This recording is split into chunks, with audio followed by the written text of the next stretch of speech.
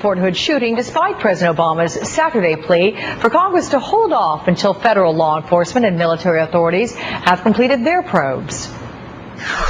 I know there will also be inquiries by Congress, and there should. But all of us should resist the temptation to turn this tragic event into the political theater that sometimes dominates the discussion here in Washington. Joining me now from Philadelphia, Democratic Congressman Joe Sestak of Pennsylvania. Good morning to you, sir. Good morning, Alex. Good to be back. I'm glad you're here. I'm curious, what do you think about what the president said? Do you worry this is going to turn into some sort of a politicized situation? I have to agree with the president. My limited time in the Congress, only about 3 years, and then 31 years in the U.S. military, the worst thing we can have now is grandstanding, which I watch happen frequently. We have to have a very deliberate investigation, and I believe Congress should wait a bit and then proceed on its own. We have to find out if this man who wore the cloth of our nation actually did it because he had his own mental fatigue and challenges, or did this also lead him then into some radical types of teaching where he found an outlet for it? We've got to find out if there's any links elsewhere. And above anything else, why did we miss some of the red flags? Congress has due diligence to do its job, but let's make sure we don't all of a sudden lurch into grandstanding and suddenly, and this is what I am concerned about, some person of a certain faith, that faith becomes something that we focus upon rather than this individual, and whether there were links elsewhere, but let's find out deliberately if that's the case.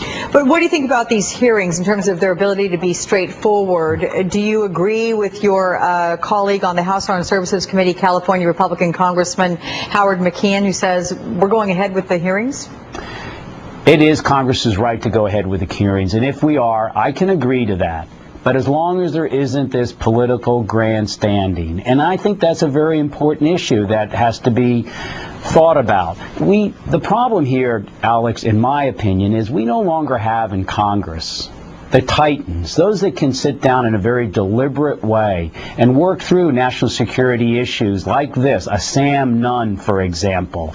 They just don't exist right now. I don't mean to be self-critical, but what I find is inevitably this will turn about, did we all of a sudden have political sensitivity in the institution of the Army? No, wait a moment. Let's find out how a certain community, the medical community, probably didn't see the red flags, or maybe they were going about it right, rather than all of a sudden trying to make this into an issue that an institution did something as a whole wrong. And that's what we do badly down in Congress. I want to move now to the Justice Department's decision, Representative Sestak, to move the trials of 5 of the 9/11 terror suspects to the U.S. into a civil court rather than a military one. I know that you were stationed in the Pentagon on 9/11. What do you think of this decision?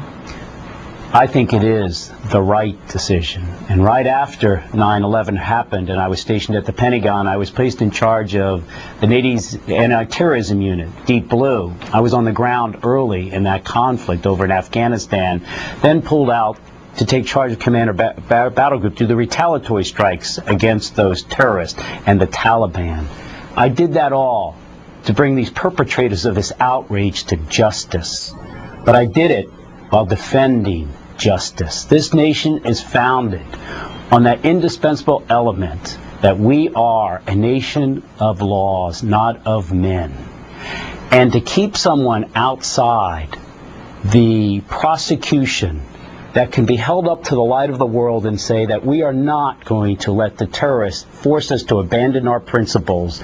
31 years I defended that, and Alex, I feel so strongly that bringing this individual to New York City, showing him that we are rising out of any attempt of anyone to come against us, and then throwing away the keys, or whatever the death sentence, or what it is that comes out of it, how more strongly can we show the world that what America stands for, it wins and protects every time. This is our strength, and I'm very supportive of this effort. And have you had this conversation with some of your fellow lawmakers, to include House Minority Leader John Boehner, who does not approve of this decision? Have not, because we've obviously been on recess here, right. But I have been out there speaking about it, whether it's on other media outlets, because I strongly feel it. And I believe this is going to be a highlight of our discussions as we go back down to Washington, D.C., and it should be. It is the American right also to have this difference of debate.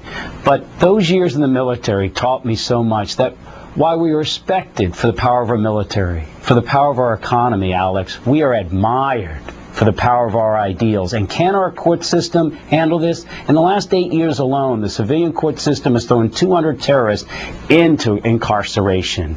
Now, we can make sure that we don't have to bend our ideals in order to defend them, and I strongly believe that. All right, Pennsylvania Democratic Congressman Joe Sestak, thanks for joining us on Thanks for having MSNBC me, Alex. Sunday. Have a Good to good see day. you. Thank you. Coming up, it is called